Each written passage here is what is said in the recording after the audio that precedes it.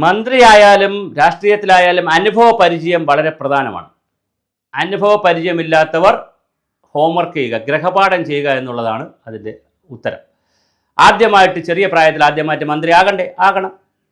വളരെ ചെറിയ പ്രായത്തിൽ മന്ത്രിയായവരുണ്ട് ഇവിടെ. 27 വയസ്സിലും 30 വയസ്സിലും ഒക്കെ മന്ത്രിമാരാവുന്നവരുണ്ട് ഈ രാജ്യത്ത്.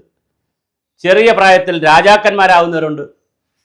പ്രായപൂർത്തിയാകാത്ത തന്നെ രാജാവ് രാജ്ഞിയായവരുണ്ട്. പക്ഷേ ഗ്രഹപാഠം ചെയ്യണം. ഒന്നുകിൽ അനുഭവ സമ്പത്ത് കൊണ്ട് കാര്യങ്ങൾ സീരിയസ് ആക്കി എടുക്കണം, അല്ലെങ്കിൽ അത്രയും ഹോംവർക്ക് ചെയ്യണം.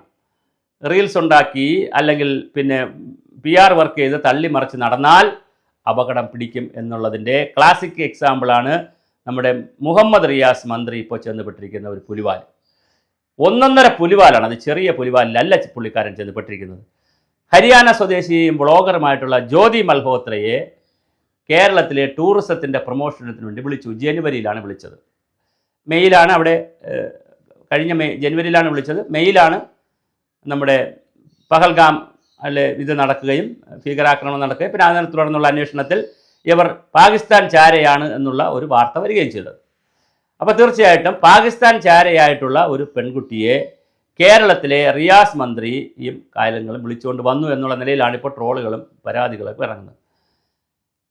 എനിക്കൊരു സംശയം ചോദിക്കുന്നത്, ഈ ബ്ലോഗർമാരെ കൊണ്ടുവരുമ്പോൾ സ്വാഭാവികമായും ബ്ലോഗർമാരെ കൊണ്ടുവന്ന് അവർക്ക് ചെലവും കൊടുത്ത് 10-20 ദിവസം അവരിവിടെ താമസിപ്പിച്ച് അവരിവിടുത്തെ എല്ലാ സ്ഥലത്തും വീഡിയോ ഒക്കെ എടുത്ത് അവരെ ഇത് ട്രാവലോഗിൽ പോസ്റ്റ് ചെയ്യുമ്പോൾ ലോകത്തിലെ ഒരുപാട് ആളുകൾ ഒരേ സമയം കാണും. അത് കേരളത്തിന് നല്ലതാണ്, തീർച്ചയായിട്ടും അത് ചെയ്യണം. പക്ഷെ അത് ചെയ്യുമ്പോൾ ഇത്തരത്തിലുള്ള ചാരസുന്ദരികളോ ചാരത്തിൻ്റെ താരങ്ങളോ കേരളത്തിൽ വന്നാൽ, പാകിസ്ഥാൻ ചാരനോ ഒക്കെ വന്നാൽ അത് കണ്ടുപിടിക്കാൻ വേണ്ടിയിട്ടല്ലേ ഇവിടെ IBയുടെ മെക്കാനിസം, വിജിലൻസിൻ്റെ മെക്കാനിസം, ഇവിടെ എന്തെല്ലാം മെക്കാനിസം ഉണ്ട് നമ്മുടെ രാജ്യത്ത്. അപ്പോൾ ഇത് ഒരാളിൻ്റെ ട്രാക്ക് റെക്കോർഡ് നോക്കാതെ നമ്മൾ വിളിച്ചുകൊണ്ട് വന്നാൽ അപകടം പറ്റും, തീർച്ചയായിട്ടും അപകടം പറ്റും. അപ്പോൾ ഇവർ വന്നതിന് ശേഷം കേരളം പോലുള്ള സ്ഥലത്ത് വന്നാൽ ഒഫീഷ്യലായിട്ടുള്ള ആളുകളെയാണ് കാണുന്നത്. നിങ്ങളത് മനസ്സിലാക്കിക്കൊള്ളുക. ഒഫീഷ്യൽ ആളുകളെ കാണുമ്പോൾ ഈ ചാരസുന്ദരികൾ ലോകത്ത് ചെയ്യുന്നത് എന്താണെന്നറിയാവോ?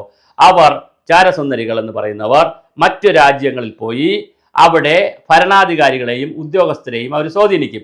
അങ്ങനെ അവർ കറങ്ങി നടക്കുമ്പോഴാണ് പെണ്ണുങ്ങളോട് താല്പര്യമുള്ള, മദ്യത്തിനോട് താല്പര്യമുള്ള, പണത്തിനോട് താല്പര്യമുള്ള, പിന്നെ കൈക്കൂലി വാങ്ങിക്കാൻ താല്പര്യമുള്ള ആളുകളെ അവർ കണ്ടുപിടിക്കും. അത് ചിലപ്പോൾ മന്ത്രിയായിരിക്കും, അത് ചിലപ്പോൾ ഉദ്യോഗസ്ഥരായിരിക്കും, പ്രധാന കീ പോയിന്റുള്ള പേഴ്സൺസിനെ കണ്ടുപിടിക്കും. അവരെ കൈകാര്യം ചെയ്യും. ബ്രിട്ടീഷുകാർ എങ്ങനെയാണ് ഇന്ത്യയെ കീഴടക്കിയത്? ജഗദീഷ് ശ്രീകുമാറിൻ്റെ ഒരു കഥാപാത്രമുണ്ട്. പിന്നെ എന്താണ് കേരളത്തിൽ വന്നിട്ട് ബ്രിട്ടീഷുകാർ ചെയ്തുകൊണ്ടിരുന്ന പണി എന്താണ്? ഓരോ രാജാക്കന്മാർക്ക് വന്നിട്ട് അവർക്ക് മദ്യപിക്കുന്ന രാജാക്കന്മാർക്ക് മദ്യം കൃത്യമായി എത്തിച്ചു കൊടുക്കുകയും അവരെ മദ്യപാന സദസ്സുകളിലേക്ക് വിളിച്ച് മദ്യം സ്വകാര്യമായിട്ടൊക്കെ കുറിച്ച് അവിടെ കൊണ്ടുപോയി കുടിപ്പിച്ച് റെഡിയാക്കി എടുക്കും. സ്ത്രീകളോട് താല്പര്യമുള്ളവർക്ക് അങ്ങനെ സുന്ദരികളായ സ്ത്രീകളെ ഉപയോഗിച്ച് രാജാക്കന്മാരെ വീഴ്ത്തും. പണം വേണമെന്നുള്ളവർക്ക് അങ്ങനെ, അധികാരം വേണമെന്നുള്ളവർക്ക് അങ്ങനെ. അത് ബ്രിട്ടീഷുകാരുടെ തന്ത്രമായിരുന്നു. ഇത് ലോകത്താകെ ചാരസുന്ദരികളും ചാരസംഘടന, ഇപ്പോൾ അമേരിക്കൻ CIA സംഘടനയ്ക്ക് ഇതാണ് പ്രാക്ടീസ് ചെയ്യുന്നത്. ലോകത്തിൽ എല്ലായിടത്തേക്കും ഇങ്ങനെ സുന്ദരികളെയൊക്കെ അയച്ചിട്ട് അവരെന്ത് ചെയ്യും? വളരെ കൃത്യമായി ട്രാപ്പ് ചെയ്ത് അവിടുത്തെ ഡേറ്റ എടുത്തുകൊണ്ട് പോകും. ഇവിടുത്തെ ഏറ്റവും സുരക്ഷിതമായ സ്ഥലങ്ങൾ എന്താണ്?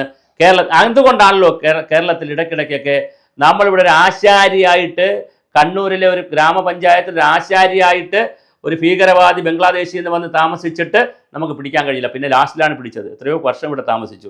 അപ്പോൾ ഇത് ഭീകരവാദികളുടെ കേന്ദ്രമാകുന്നു എന്നുള്ള പ്രതിപക്ഷത്തിൻ്റെയോ മറ്റ് BJPയുടെയോ മറ്റുള്ളവരുടെയോ പരാതികൾ നിൽക്കുമ്പോൾ തന്നെ ഒരു വ്ളോഗർ ഇവിടെ വന്ന് ഇത് ചെയ്യുമ്പോൾ അവരുടെ പിന്നാമ്പുറം കൂടി പരിശോധിക്കാൻ ഒരു ബാധ്യതയില്ലേ? അവിടെ ഗവൺമെൻറ്റിന് ഫയൽ വരില്ല എന്നാണ് പറയുന്നത്. തീർച്ചയായിട്ടും ഇത്തരം കാർഡിനൽ പോയിന്റിൽ ഫയൽ വരുത്തണം. അതാണ് ഞാൻ പറഞ്ഞത്, അങ്ങേക്ക് അനുഭവ പരിചയക്കുറവുണ്ട്. ഈ അനുഭവ പരിചയക്കുറവിൻ്റെ പ്രശ്നങ്ങൾ പ്രതിഫലിക്കുന്നത് നമ്മുടെ വ്യവസ്ഥിതിയാണ്, നമ്മുടെ രാജ്യത്താണ്. പ്രശ്നം നിസ്സാരമല്ല, ഭീകരവാദമാണ്. നിങ്ങളത് മനസ്സിലാക്കുക. കാമത്തിനും ക്രോധത്തിനും ലോഭത്തിനും പണത്തിനും പെണ്ണിനും മദ്യത്തിനും മദിരാക്ഷിക്കുമൊക്കെ വഴങ്ങുന്നൊരു സമൂഹമാണ് എപ്പോഴും ഇവിടെ ഉള്ളത്. അങ്ങനെയുള്ള പുരുഷന്മാരെയൊക്കെ സ്വാധീനിച്ച്, പണം വേണമെങ്കിൽ സ്ത്രീകൾക്ക് കൊടുത്ത് സ്വാധീനിച്ച് നമ്മളുടെ പല ഡേറ്റകളും എടുത്തുകൊണ്ട് പോകാൻ കഴിയും എന്നുള്ള കാര്യം താങ്കൾ മനസ്സിലാക്കുക. അപ്പോൾ ഒരു ബ്ലോഗർ ചാരസുന്ദരിയായിട്ടുള്ള അല്ലെ ചാരതാരമായി നിന്ന ഒരു ജ്യോതി മൽഹോത്ര കേരളത്തിൽ വന്ന് ഇതൊക്കെ ചെയ്തു ഇവിടെ കുറേ ദിവസം ഉണ്ടായിരുന്നു. എന്തെല്ലാം കണക്ഷൻസ് അവർ ഉണ്ടാക്കി വെച്ചിട്ടാണ് പോയിരിക്കുന്നത് ആർക്കും അറിയില്ല.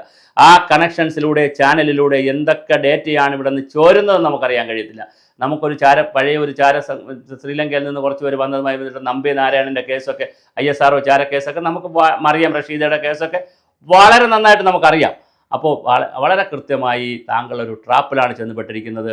അത് കുഴപ്പമില്ല, താങ്കൾ ഒരുപാട് റീൽസ് ചെയ്യാൻ വേണ്ടിയിട്ടുള്ള സമയമൊക്കെ കളഞ്ഞത് കൊണ്ടാണ് ഈ ദിവസം 30-40 റീൽസ് ചെയ്യുന്നതിൻ്റെ ഇടയ്ക്ക് എവിടെയാണ് ഈ ഗ്രഹപാഠം ചെയ്യാൻ സമയം കിട്ടുന്നത്? എന്തായാലും 2 സംഭവം താങ്കളെ ഇരുത്തി ചിന്തിപ്പിക്കണം. ഒന്ന്, ദേശീയപാതയുടെ ഇടിഞ്ഞുപോക്ക് താങ്കളെ ഇരുത്തി ചിന്തിപ്പിക്കണം. പൊതുമരാമത്ത് വകുപ്പിൽ, ടൂറിസം വകുപ്പിൽ ഒരു ജ്യോതി മൽഹോത്രയുടെ വിഷയവും താങ്കളെ ഇരുത്തി ചിന്തിപ്പിക്കണം. താങ്കൾ സെക്രട്ടേറിയറ്റിൽ ഇരിക്കൂ, റീൽസ് എല്ലാം ഒഴിവാക്കൂ, പരമാവധി ഗ്രഹപാഠം ചെയ്യൂ, പഴയ പഴയ ടൂറിസം മന്ത്രിമാരോട് പോയി സംസാരിക്കൂ, സുധാകരനെ പോലുള്ള പൊതുമരാമത്ത് മന്ത്രി പോലുള്ളവരോട് പോയി അവരെ പോയി സംസാരിക്കൂ, അവരുടെ അഡ്വൈസ് എടുക്കൂ. അങ്ങനെ അനുഭവ സമ്പത്തുള്ള ഒരു മന്ത്രിയായി മാറട്ടെ. താങ്കൾക്കൊരു ഭാവിയുണ്ട്. ഇന്നല്ലെങ്കിൽ നാളെ ഒരുപക്ഷെ കേരളത്തിൻ്റെ മുഖ്യമന്ത്രി വരെ ആകാനുള്ള സാധ്യതയുണ്ട്. അതുകൊണ്ട് റീൽസ് ഇട്ടല്ല നല്ല മന്ത്രിയാകുന്നത്, കർമ്മം ചെയ്തുകൊണ്ടാണ്. നല്ല കർമ്മം ചെയ്യാൻ താങ്കൾക്ക് കഴിയട്ടെ.